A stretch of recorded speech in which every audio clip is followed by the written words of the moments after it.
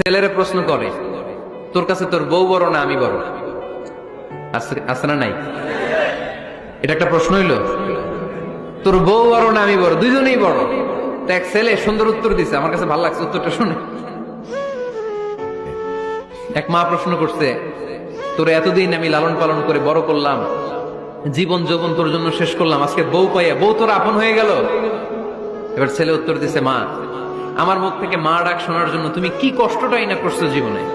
10 মাস আমারে পেটে ধারণ করলা, খাইতে পারো নাই, বমি করছো, খালি ওষুধ খাইছো, তোমার পেট কেটে আমারে বের করা হয়েছে, 2 বছর আমারে দুধ খাওয়াইছো, পেশাব পায়খানা পরিষ্কার করেছো। বয়স যখন 3-4 তখন তোমার আমি মা ডাকছি, এই মা ডাকটা শোনার জন্য তুমি এত কষ্ট করছো। আর আরেকবারের মাইয়া এই ঘরে আইসাই তোমার মা ডাকা শুরু করছে। যেই মেয়েটা তোমারে মা ডাকে সে আমার আপন হবে না কেন মা? ঠিক না? এই মা ডাক শোনার জন্য